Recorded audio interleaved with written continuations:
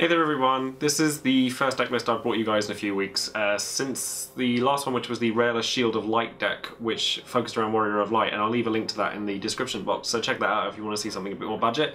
Rest assured, this deck, which I've named Mist due to its kind of evasive units and its high prevalence with Final Fantasy IX, which I'm very excited about, is most definitely not a budget deck. There's quite a lot of legend cards in this set, but I'm just really excited to showcase it because it's a deck that I've been looking forward to because it has one of my favourite characters in the entire Final Fantasy series as a pivotal unit, which is Kuja.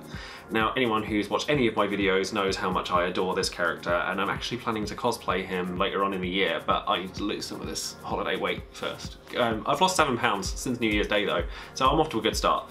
Anyways, let's get down to the nitty-gritty of this deck, which is going to contain 24 forwards, 18 backups, and only 8 summons. As you can see with the deck list, this deck is predominantly ice with just a splash of wind as more of a support colour than anything else. And this is because I think that wind has some of the best backups and stuff in the game, but it's quite lacking in the forwards department, whereas ice most certainly isn't. Ice has some of the best forwards in the game, and I really wanted to showcase that. But we'll start with my beautiful, beautiful man, which is Kuja. And Kuja is a pivotal part of the deck because he's such a powerhouse. He's like late game, he's so big. And that's before you've even factored in any kind of power boosts, which I've made a feature of this deck as well. He's a fantastic late game play because he's just so difficult to get rid of. I've only gone for 2 copies though, because I think that while he's really, really good, I don't think that he's worth the full 3 slots, purely because he's 5 CP and I want to keep the number of those down in this deck, and because he doesn't have an S effect or anything, so you don't need to have the extra copy in your hand in order to do anything. So honestly, I think 2 copies of him is fine. Squall in this deck takes up 4 slots, which is 3 legends and 1 rare, and that's honestly just because of how amazingly good the legendary Squall is. He's just so good. The value you get out of this card is just so good. He's 3 CP and he can deal his damage before he goes into combat with anything, which means he can trade with things that are that much bigger than him, including Prish. Now, anything that can go toe-to-toe with Prish is good. Anything that's 3 CP and can go toe-to-toe with Prish is really good. Even if you manage to get his S effect off at the same time, you'll actually come out on top of that fight.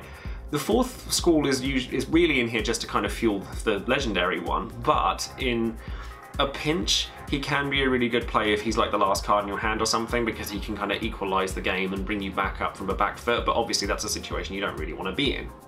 Snow is just an extremely solid early game play. In fact, he's solid at any point in the game for 1 CP. He can kind of, even if they've got more than 1 unit out, you can get him out and attack, removing a threat to either Kuja or Zidane from this deck out of the way at the cost of his own life. And early game, he just provides so much pressure that I thought a 3 of was a no-brainer for this deck, really.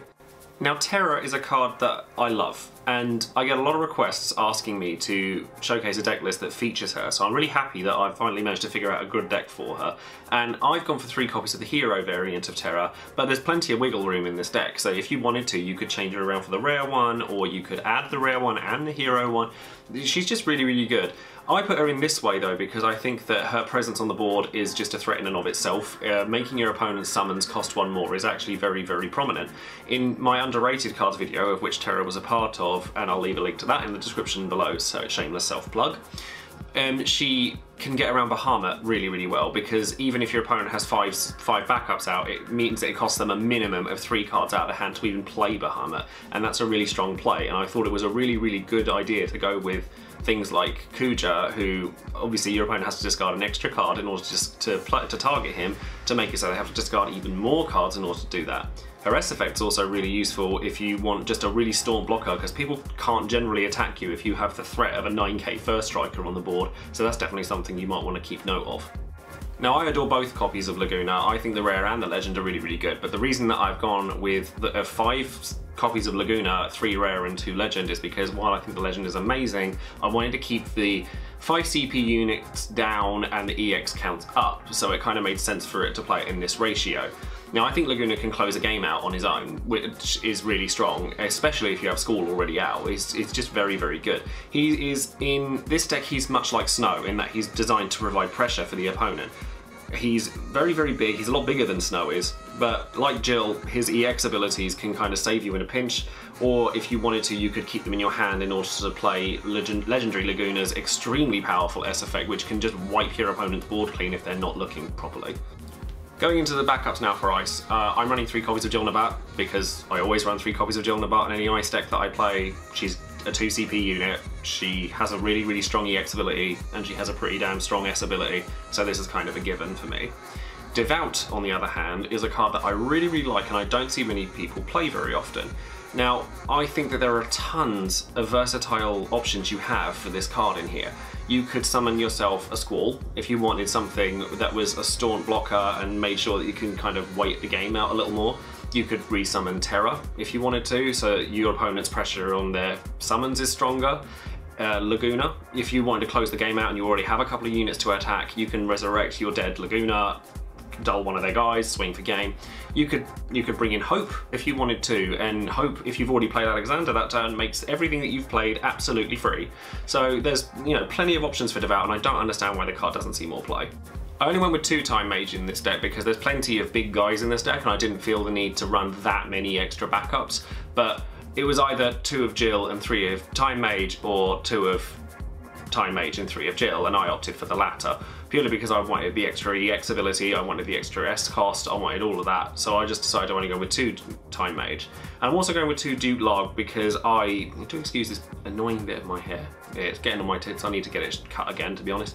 Anyways, with Duke Log I wanted to kind of make power boosts a focus in this deck because when I'm playing anything that has wind as a support, I like to have both copies of the power boosters because then, because Maria gives the boost to everything, your ice units, of which there are many in this deck, far more than there are wind ones, are getting 2k extra power, which is a lot bigger than 1. I know that sounds really pedantic, but it actually does make a huge difference in the game, so I've decided to go with 2 copies of Duke Log. Now this deck's actually really summon light, like there's only 8 total in this deck, but Shiva is just a really good card. You know, you just run 3 of it because it's good, it makes Snow a little bit better, it's just, you know, the EX is good. It's similar but not quite as versatile as Leviathan, and for that reason I've definitely gone with 3 copies of it here. Going into the win forwards now, or what few of them there are, there's only actually 2 different ones in this deck, and they are Zidane and Hope. Zidane is just a staple in anything that's running wind, particularly if you can boost its power up, because then at that point the only thing that can reliably kill Zidane is Light Cloud, which I've highlighted many times before, and it's a very strong counter to him, but it's the only really strong counter to him. So I definitely run 3 copies of Zidane because it kind of goes into the theme of the deck as well, being a Final Fantasy IX character that I also love, and he's evasive and he's difficult to deal with, and that's what the whole focus of this deck is. Hope is a card that, again, I underlined in my underrated cards video, and he's just really strong. He basically, due to his ability to activate one of your backups when he comes into play, makes him essentially a 2 CP 7k unit. And a 2 CP 7k unit is actually pretty threatening because there's not a lot of things that can really deal with that. So as long as you've played a backup on your first turn, you can get a decent guy out on turn 2 without actually having to pay much at all, and that's really strong. Now moving into the backups, Aerith.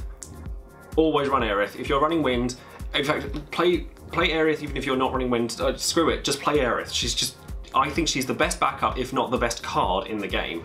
And earlier today, actually, I was sitting there talking because I was wondering about a certain rules question. And I've been collecting up little rules questions so that I can make an FAQ video. And I've seen some really awesome posts on it, and I'll leave any links that I get to any rules questions and stuff in the description box so that you can have a look at those. But this particular interaction was, if I target Kuja with something that would kill him, or sorry, somebody targets my Kuja with something that would kill him, and I activate Aerith in response to it, meaning that he can no longer be targeted, which makes the original spell fizzle, just like kind of in Magic, it works the same way as that. Does that mean that they still have to discard a card for Kuja? And the answer is yes. As far as I know, as you know, I'm not 100% on it, but as far as I gather from everything that I've spoken to with people from Square Enix, etc., that is the correct answer, which makes that play extremely powerful. If you have an Aerith out and a Kuja out, your opponent is practically never going to target your Kuja for fear of losing too much to do so. They'd end up wasting their cards, they'd have to discard extras for Kuja. Kuja could still be alive at the end of it, and it's such a brilliant play that I had to make sure that both Aerith and Kuja were in this deck, because oh my god, that play is just too good for words. And then 3 Archer are in this deck because I like to have backup destruction in my deck, as you'll see with another card that's being featured later on. So you could probably run 2 of it if you wanted to, but I like to run 3. You know, some people may opt to run 3 copies of Maria, where I've only opted to run 2. because I don't think the power boosts are so important that you have to have them out that early. That being said, I am running 2 copies of it because, as I said before with Duke Log, having the extra power boost to all of your units makes a huge difference. To a character like Snow, it means that you can attack with him without fear of being blocked by Zidane, because Zidane cannot get to 5k because Maria is his power booster, and therefore wind units can't get boosted up higher than 1000, usually. And then I've also opted for a copy of Nora because I'm running 3 copies of Hope in the deck, and having the extra EX burst is nice. That's pretty much the only reason I'm running Nora, because she doesn't really do anything once you've actually played her. You could remove her if you wanted to, I just like to keep my EX count high. And then the wind summons I've also kept quite light, which I also am running a summon that I would never normally run, but that was because I think I overlooked it, and that's my mistake. And that's Sylph. Sylph, I didn't realise quite how good that was up until I kind of looked at how good Fairy was and how powerful in this game reactivating your units actually is. It's part of the reason I think Aerith is so powerful. Sylph, you know, it's a minus, it doesn't draw a card like Fairy does, but it's still quite a solid play because it means your opponent has to think twice before they attack you. Because if it's a bit rubbish on an EX burst, its usefulness is very limited because all it really does is make it so that the next attack that comes after you might not happen, but it's not nearly as powerful as like Shiva or Jill or Laguna or anything like that. But it being an EX burst is nice. And then Alexander is the same thing. The targets for Alexander are fairly limited, although it does combo very well with Hope for obvious reasons. I've only gone for 2 copies and not 3 because a lot of people play very aggro heavy, and aggro heavy decks tend not to run units that can be killed by Alexander, but I like to have removal in my deck at all costs. So given that the format is best of 1, which is very controversial at the best of times anyway, I'd like to cover all of my bases. If I'm not going to use Alexander, I can just discard him to pay for the cost of my forwards, of which there are many more than there are summons.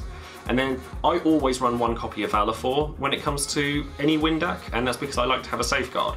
In Earth decks I would always run a Shantato, in Water decks I'd almost always run a Cloud of Darkness, and very similarly in Wind decks I would always like to run a Valafor. That's because if my opponent has managed to overextend way past my control, it's a reset button and it allows me to start setting up again, and it stops them from overrunning me. Or at worst, you know, you probably might lose a guy or 2 in the process because you'll have to discard them again to pay for costs, but your opponent might lose a heck of a lot more than you do. And then I've also gone for a single copy of Sephiroth because I like Sephiroth. I think he's really good, especially if you're running Maria.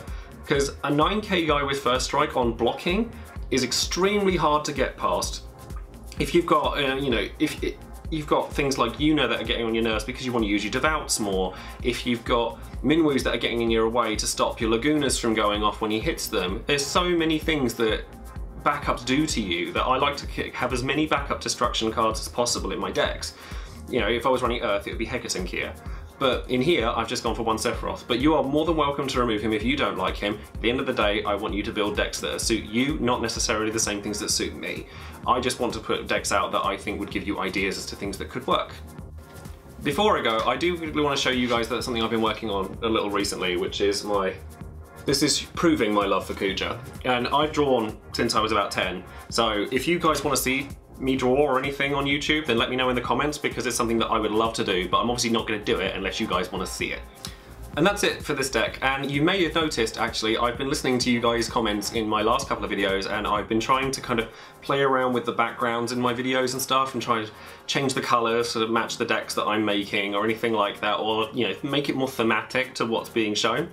And I would encourage you guys to go up on Facebook on the Final Fantasy TCG fans page, because that's where I am, and I help with that a fair bit, and it'd be nice to talk to people because I always want to talk to people. I'm also overhauling all of my social media because it's all ancient and I'm trying to use that more, so visit the Joesephyr Facebook page, which I'll leave in the description box as well, and subscribe to the channel if you haven't already. Thank you very much if you already have, obviously, but continue to watch my videos, and I hope that I'm still providing you with entertainment and information in the way that I would like to be shown that kind of thing.